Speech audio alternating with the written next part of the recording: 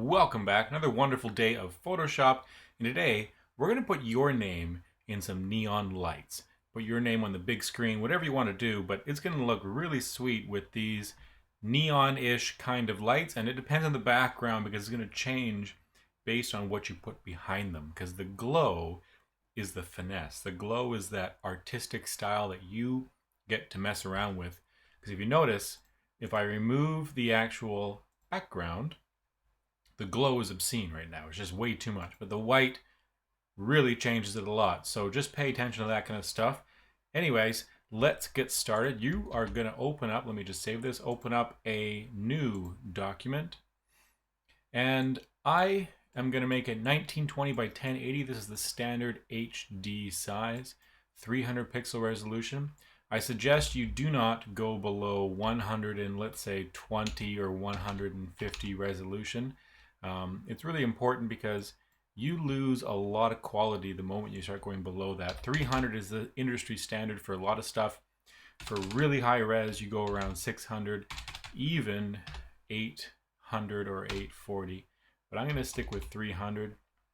I like CMYK. If you don't know what that is, don't worry about it. Default, sometimes it is RGB depending on what you are doing. But CMYK is this industry standard for print. If you're going to print something on actual paper and you're going to send it to a proper printer, they use CMYK colors because if you use RGB, it's fine, it will print, it's going to work, but it won't be the same as what you see on the screen. There will be some differences, so please watch that. Now in CMYK, you have a choice here of 16 or 8-bit. Go with 16, it's great. Background is transparent. This is the best option all the time. You can do advanced if you want, but we don't have to worry about that really ever at all. So here we go. Let's go neon letters 2. I forget what's it called. Neon text is the other one. Let me just call it the same just for prosperity reasons. And then create. Now you have a brand new thing here. I have created a little bit of a document for you. You can drag in the white wall from the download. Just find it in the description below. You click that link, it brings you to a Google Drive file, and you can download everything I'm using in here, and it will be in something called a resource folder, public resources. I also included some fonts here because you might want some different types of fonts that could be used in actual neon lights. Because if you know what neon lights are, they are tubes, and tubes have to be molded and bent. And those tubes can't just be scattered like any other font. There has to be one single solid motion. So I'll show you my favorite. I have 2 favorites in this list. There's so many more out there. You can find your own. But all you do is highlight them. On Windows, you right click and hit install here, and it will install for all users if you want, if you are the administrator on your computer. Or on Mac, it is install or open font book or whatever the option is, and you open another box called font book and you install from there, and you might have a few more options to go through. If it gives you a warning on Mac, I know this happens to me all the time, a little box opens up and it says whatever the font is at the bottom, click OK. Make sure you check beside the font name at the top of the box before you go all the way down to the bottom and click that OK, because if you don't check that, it probably won't install the font for you. So just be aware of that. All right, let's go all the way back. You're going to drag in the white background into your Photoshop document. You don't have to use it, but if you want to follow along as best possible, you should try to use that. If you hold down Shift while you drag these sizes, it will remain the same. If you don't, you will stretch it and make it really look weird. So hold down Shift as you drag these sizings. This applies for everything, really. I don't really often change my perspective on, or the height and width of an object. So here we go. Once it's in, you just push Enter, and it finalizes that object. Now we have this lovely white wall layer. Get rid of that. I'm even going to lock it because I don't need to use it anymore. It is set in stone, and there's a good joke for you. Let's get rolling with the text. I'm going to click my text. I'm going to go to my colors here, And I'm going to choose the color I want first. So up here when you choose the text, you have the color for the text. Let's say I type something and I hit OK. Well, that text, oh, that's a really small font there. That text, to change it, is not really down here. Highlight it. So click on the text tool, find your text, click it, highlight your text, make sure you highlight it, put Command or Control A to do that. I can't talk tonight, I apologize for that. And up here, you have the actual text color. So select that, go to whatever color you want. I'm gonna choose, let's go neon, let's go ugly green. How about that? A really ugly green. The other one I did was this wonderful pink, and we're gonna be doing the exact same thing. So let's do that. I'm gonna go your text and keep that. Now, it's too small, whatever the case is, that's fine. That's another font joke for you. And you hit Command or Control T once you make sure you're selected on the proper layer. So again, if you want to change the size really quickly, select that layer for the text or any object really. Hit Command Control T, and that brings up this lovely box, which you hold Shift and drag, and it will keep the same aspect ratio.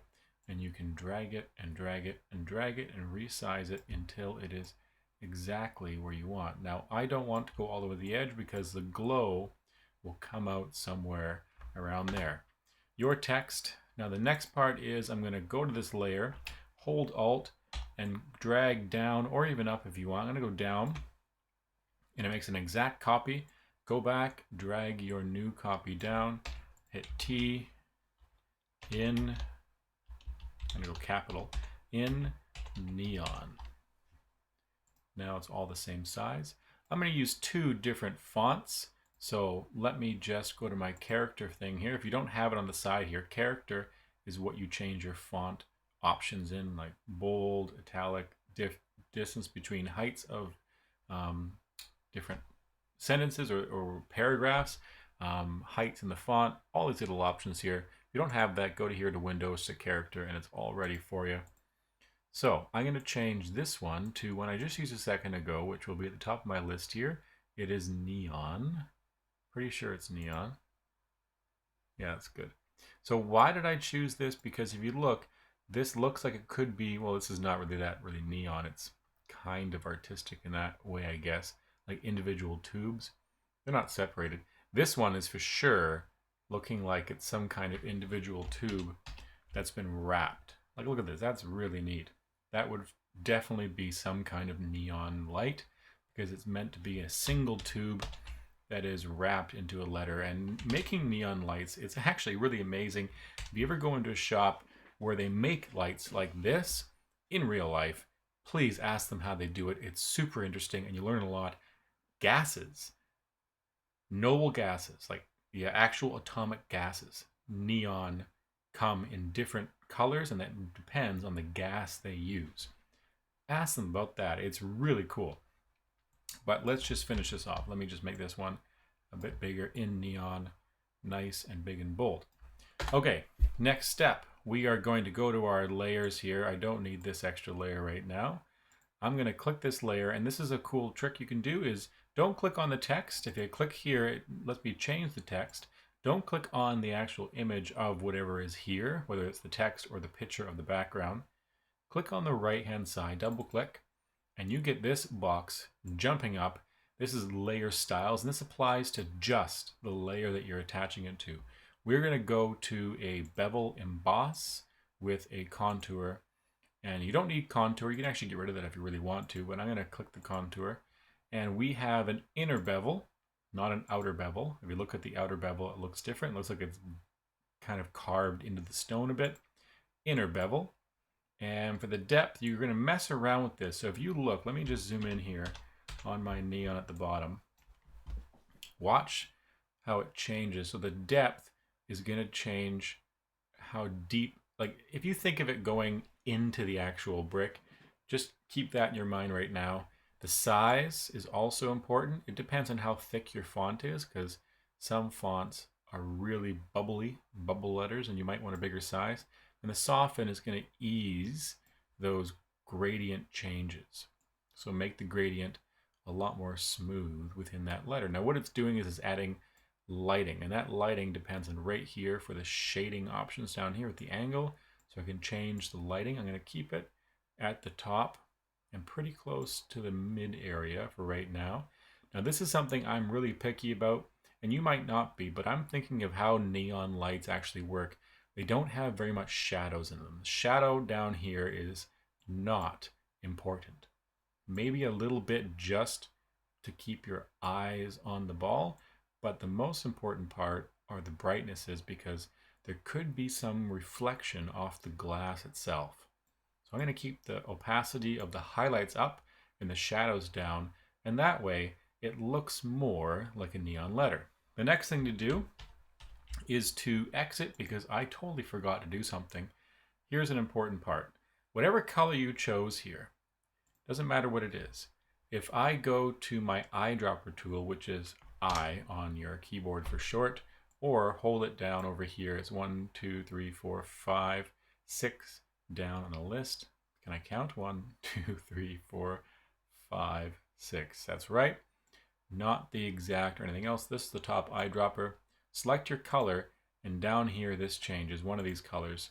Make sure you copy this hex code at the bottom. So when you go to the eyedropper tool, whatever you choose doesn't change anything. What you're doing is telling Photoshop, it tells you what, asking it what color you're using.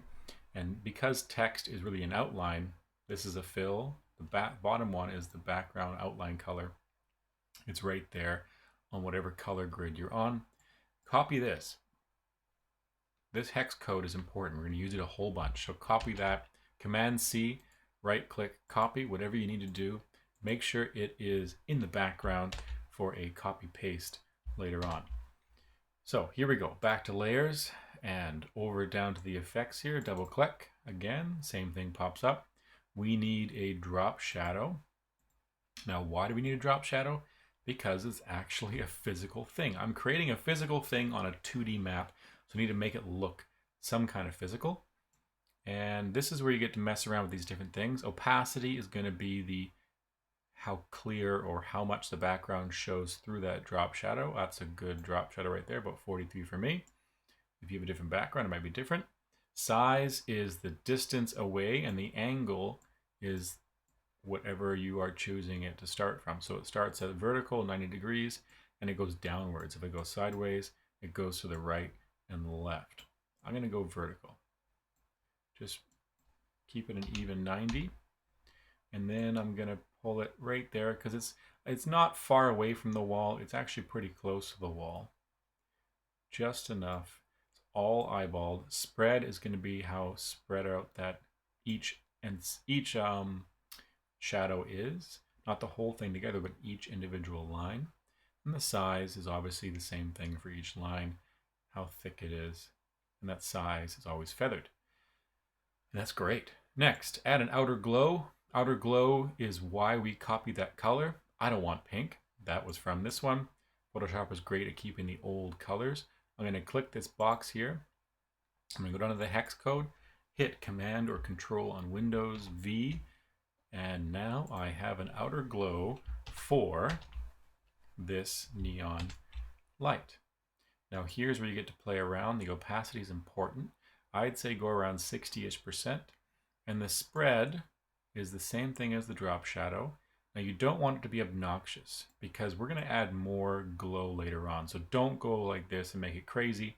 It's just laughable how fake that looks. It's actually, because the background's white, it's obviously light outside. So I'm playing to the scenery. I'm playing to what I'm working with here. That looks maybe a bit less for now. That's about good. I got 24 and 45 for spread and size, and then opacity at 65. Noise. If you don't know what noise is a grit. Watch this. It gets all gritty. We don't want noise. We don't need any noise at all. Let's keep this nice and quiet. And a joke for you. I'm on the pun dad joke run today. So that's that one. Next, I'm going to go down here to the other one, which is your text. Double click, and what's really cool about this is I click bevel and the exact same bevel settings apply. You can adjust them if it's a different font or different things happening. You can adjust it, but the default is to copy the exact same settings as what you just used. Doesn't matter if it's a different document or not. I think it might change over documents, but I'm pretty sure it stays the same. Drop shadow is very similar. These are a lot thinner, so let me just adjust this a bit. I'm going to bring the distance up a bit, make this look like it's a little bit closer. And then I'm going to add the outer glow, and it looks pretty good. I'm going to bring the spread down just a bit because these are thinner, so less power, I'm assuming, and the less gas inside a smaller tube. That would make sense to me.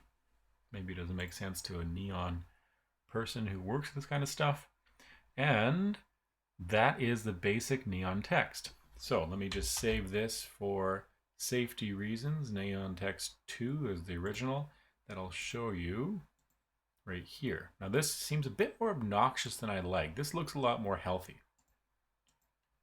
Anyways, let's get rolling.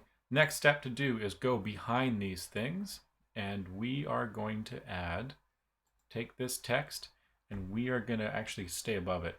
I'm going to hold Alt, and I'm going to drag it above, make an exact copy of it, but this time I'm going to go to Filter, Blur, and this is an optional thing. If you like what you have here, that's great. But I'm going to add a Gaussian blur. It's going to want me to convert text to smart objects. Do not rasterize it because we might want to change some other stuff later on. So go to smart object. It's a lot more intelligent. Now if you watch, you can see that if I pull this blur right down, it really blurs it. And I'm on top of it because if you think of the light coming from it, the light is going to be kind of, let's say, floating in front of the neon bulbs themselves. I'm going to make that blur nice and wide and easy because it's meant to be. There we go. That's a bit better. 124 is where we're at. Next one, in neon, let's drag that up. Go to filter and Gaussian blur, or Gaussian. 124 by default. No, that's too much for that one. There we go, 196 for that one. Now it looks like we have a lot more happening here. What you can try to do if you want is drag it below. What happens is the neon sign becomes a lot more visible. So why don't I do that? I'll keep the neon below and I'll keep this one above, and you can be your own judge on which one you want. As you can tell, if I drag it above, it kind of hazes it out a bit. Maybe it's a smoky area, up to you. So bring it back down, and we have two options. We have above, up here, and we have the Gaussian blur version below. So we have two copies of each. Now let's add some artistic stuff to it, and this is actually something I find very important because when I think of a neon sign, I think of extra stuff. That's a history brush. What am I doing? Go to your brush. Make sure your brush is set to the same. Command V, copy, paste, Control V. Hold down Alt and right click and drag to the right. And you're going to make this brush size, let's say about the same size as your text. So up here, that's fine. Here, that's fine too. Next thing, we're going to go opacity and we're going to bring it down. So first I want to change the hardness. So right click, Alt Option, Option on Mac, Alt on Windows. Alt Option, right click, drag up now, and look at the hardness value. It's changing. The hardness is that feathering.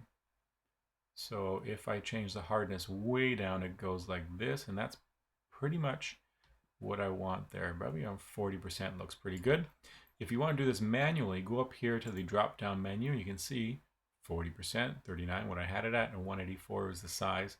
It's the same thing as adjusting these. It's just a quick edit. So Alt and right click and drag up for hardness, that feathering. Go back to 30 something percent, 40%. And then Alt and right and left and right goes size. So you have two options there. I think diagonal, no, it's not. I was hoping diagonal would be the opacity. And that's the next step, opacity. Bring it down to about 5. Now watch this. You don't see anything. When I click and drag, nothing happens. Just to make it really clear, if I bring the opacity to 30, so what I'm doing is I'm adding more glow, and we're adding it below. So make sure that layer, the new layer, is below all your text here. Now I'm going to bring that opacity down to 8% is fine for now. And it's just giving a little bit of glow. Now think about this. When light glows, it's not going to be glowing in all directions evenly.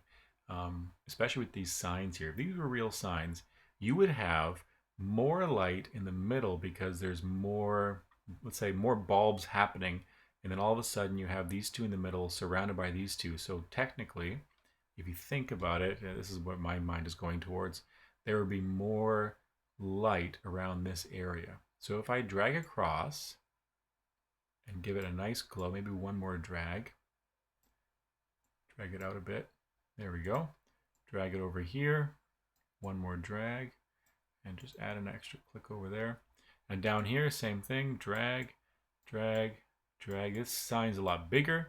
It's going to have a lot more light. And you see how much more smooth that's getting? How nice that's looking? Changing the colors will be a lot harder. I'm going to do that. Now, here's what I mean by more stuff in the middle. I'm going to clear out those little parts there. Now watch this. I'm going to drag up a bit. Drag up, drag down, and make kind of like a football shape, an arch. Why? Because if there's more light in the middle, because there's these two plus these two all shining in all directions, there should be more happening in the middle of this area, especially in here and down here. And I think that looks great. Honestly, that looks great. Now, thank you for watching. Subscribe, please subscribe, and I will do lots more videos. Let me know what you think. But before I finish, I'm going to add that professional aspect to this. And this is something that most people won't do, because this is a floating text that is obviously fake if you look at it for more than 3 seconds. So here's what you do. And this is really quick. It's not very hard. And this is where you get more of an artistic part to you. Put a new layer at the bottom. Keep the brush.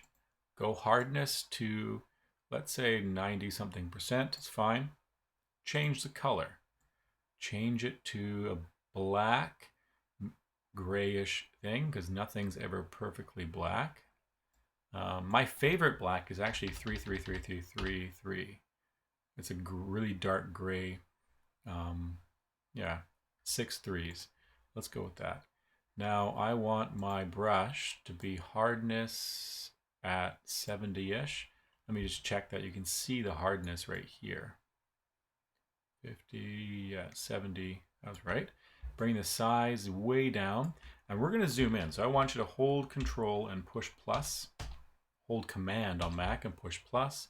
Then, how I move around, you're going to hold down the space bar, click your left mouse button, and drag.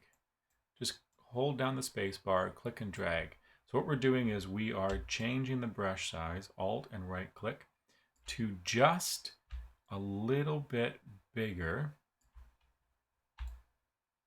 than the actual text. For this text, you're going to change it a bit more to maybe a little bit bigger. Why? Because these neon signs are supposed to be attached to the wall. Think about that. They don't float in midair. So here we go. I'm going to add a dot. I'm going to add a dot and a dot. The O, where would I attach the O? Probably here and here. Where would I attach the U? Here, here, and here. And look, it looks like it's actually coming out of the wall. You can do even more. And let me just finish off this text here. Here, here. This is totally separate. Here, and probably here as well. Here, here, here, and here. This one's a whole bunch. 1, 2, 3, 4. You can be a lot more precise about this if you want, because you got to make things a little bit more realistic. And this is what shows you who the professionals are and who's just messing around. Please mess around. It's fun. It's really interesting. It's a new skill to learn. And you notice a lot of other things in life when you do this kind of stuff. Now watch this. Next part. Go back to that color. Make it a little bit lighter. And then I'm going to hold Alt. I'm going to feather it a lot more. I'm going to make it smaller. And we're still on the same lower layer. So let's make a new layer just for safety reasons. I get rid of that lower layer, that disappears. And I'm going to add that.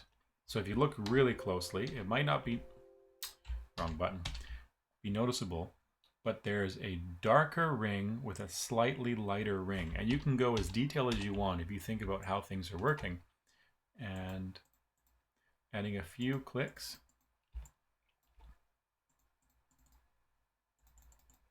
Because this might just fool most people. You can fool them once, but the moment you add multiple layers to your tiny details, multiple contours and layers. Look at this right here. Looks kind of nice from far, but up close it looks, yeah, it's fake. I add this and you might go, okay, something else is happening here. This has a bit more to it, a bit more thought, a bit more drive and reason behind it. So that's what we do. And we're going to zoom back in a second. We're going to compare. Just let me finish these little clicks with these tiny, tiny bits of gray. I hope you can see it. My screen is massive, so I can see these things very, very easily. Zoom back. We're going to compare these ones to the bottom and tell me something. Which ones do you think look more real? To me, I think, okay, they look same. I look at it for maybe 2-3 seconds longer. I think, yep, this one looks a lot more real. This is floating. How is that floating? That doesn't make any sense. Even if it was the best neon work in the world and they had these little struts that hold it up, hidden so well behind, any angle to the side, you'd see them. There should be a shadow too. Actually, you know what? That's right. If I want to work it really well, I'd put a little bit of a shadow, which means to just do that, I'd take this same color, maybe a bit darker. I'd go opacity like here, and then I'd kind of drag it out. Nope, that's too much. Opacity 20. So what angle are we looking at? Probably here. Probably here. You see what I'm doing? If they were real struts, they would be a vertical shadow. And I'd measure it. Look at the brick here. The brick shadows are coming down below. There's a quick hint for looking at stuff.